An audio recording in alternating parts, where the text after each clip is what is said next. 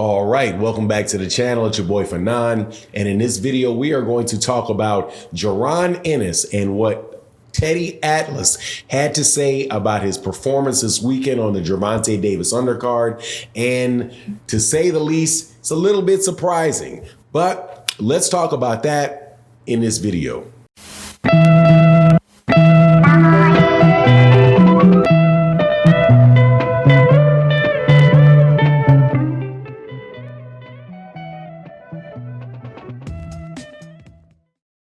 All right, welcome back to the channel. It's your boy Fanon, and in this video we are going to be in the 147-pound division talking about Jaron Ennis and what Teddy Atlas had to say about his performance on the undercard of the Gervonta Davis fight. And it is a lot different than many people are saying. Also going to talk a little bit about what is coming out from some other experts about his performance. But before I get into that, let me welcome you back to the channel. If you are a longtime subscriber and supporter, thank you so much for your continued support for the channel. It really does mean a lot. If you are new to the channel, please make sure you hit that subscribe button and join the crew. We're always having really good boxing conversations over here. Whether you agree with me or don't agree with me, always somebody in the comment section or in the chat in the live streams that we have to allow you to have a really good boxing conversation. Also want to thank all of the people that come by the chat on a daily basis and support in the super chat and the Cash App. It really is how the channel continues to go and grow. So thank you guys so much. And thank you to everybody that supports in the super thanks of videos like this, which you can see in the lower right hand corner of the screen with the heart and the $ right down below. But let's get into this. Teddy Atlas is a former championship level trainer in the sport of boxing and used to be an ESPN commentator for a very long time. Not sure if he's in the Hall of Fame, but well respected for his boxing opinion.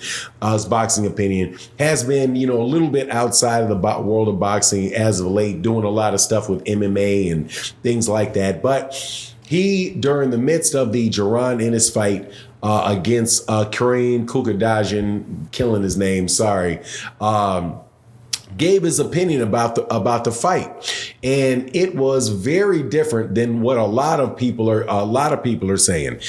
Now, in the fight, Jaron Ennis went the distance for the first time in his career. It was his first time he ever went 12 rounds. A lot of people going into the fight were looking for Jaron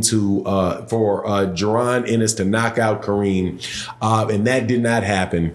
It wound up being a fight where I thought Jaron Ennis was pretty much chasing, like I think his name's Greg Hackett, that does a lot of the interviews on YSM Sports Media. Shout out to YSM Sports Media as usual.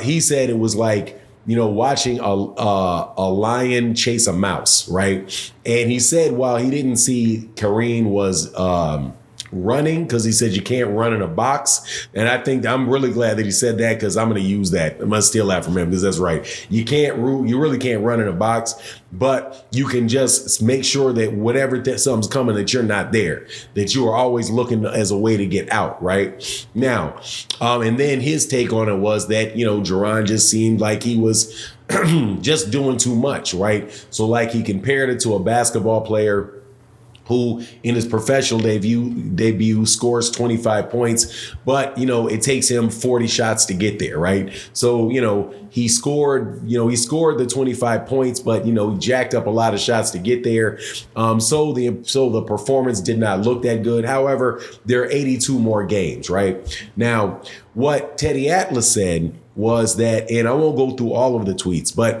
the essential portion of it was that he was like, Jaron Ennis, it showed a lot in that fight that he was he has a lot of skills as a fighter, and that he did not just rely purely on athleticism.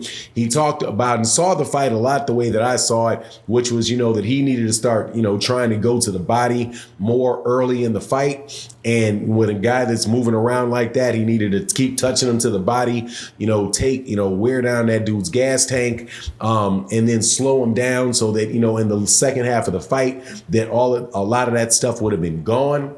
I had said that pretty much throughout the entire fight as well.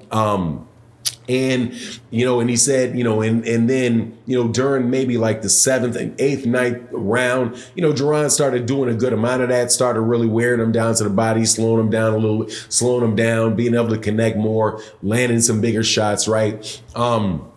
But it wasn't, you know, the devastating, you know, a fight that a lot of people saw, because I think a lot of people going into that fight saw that fight as just a very big mismatch, and may not have given Kareem as much credit as he deserved coming in, basically, especially as far as his defense and his footwork, because, you know, he was very, very defensive and he had very, very good defense. He made sure that, you know, like Hackett said, like he was not there. He was not there to get hit, right? But it was just an interesting perspective coming from Teddy Atlas to say that. There's a lot of people out there, and I'm telling you, man, if you guys saying this stuff, I don't like to call people casual fans, because if you watch boxing enough and you're, you know, into it and you're watching a Gervonta Davis fight and all that and commenting in comment sections, there's really nothing casual about you. You know, you're definitely a hardcore boxing fan, or, you know, it's all kind of like levels to it, I guess is a better way to say it, you know. But as you know, I've been watching boxing for a very, very long time, and, you know, you're not always going to see great, you're going to always see fighters. Every fighter has this type of fight on their record where you see that. Like when I am a very big Muhammad Ali fan, and whenever I would talk to people about Muhammad Ali, like say, you know, in the 2000s or whatever, you always have some around the time of Vladimir Klitschko, they always bring up a guy named Doug Jones. Doug Jones was a guy that Muhammad, when his name was Cassius Clay, he had a difficult fight with a guy named Doug Jones. Doug Jones had been around for a while, you know, a medium to lower level heavyweight, and Cassius Clay at the time was, you know, Olympic gold medalist, had a lot of energy behind his name. It was before he won a championship, and I think, please don't quote me if I'm wrong, I think Doug Jones might have knocked him down, but whatever the case was, Doug Jones put up a very good fight against Cassius Clay. He wasn't able to knock out Doug Jones. So for years and years and years, people would bring up, whenever you talked about how great a fighter Muhammad Ali was, they would bring up, well, what happened with Doug Jones? Also, there was a guy in the UK heavyweight champion, Cooper. And Cooper knocked him down before Ali got up and knocked him out, right? So you just see those type of fights take place. There are fights for, now Bernard Hopkins, I think, is a very high level fighter, obviously. Roy Jones Jr. had that, I think, a little bit with Bernard Hopkins. But you just have, you have guys like Emmanuel Augustus that gave Floyd Mayweather Jr. difficulties. Those things just happen in people's careers, but that does not mean that this guy does not have what's necessary to really, go to another level. Also, one thing that I think I saw with Jaron Ennis in this fight that I saw also with the fight with Chris Van Heerden is that he was really rushing it, right? And really seemed like he wants to make a real big impression. He's really going for the knockout. And, he just needs to slow down a little bit, right? Slow down, take his time, go to the body, all of that stuff, wear the guy down, and eventually he's going to be there, to get him out of there. But anyway, you cut it like Teddy Atlas said. I mean, the guy shut him out, 12 rounds to nothing.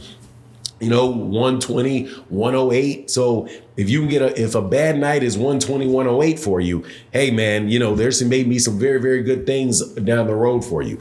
But anyway, I just wanted to give you that update. That's my thought on the matter. You let me know what you think in the comment section. And with that, I'm out. Deuces.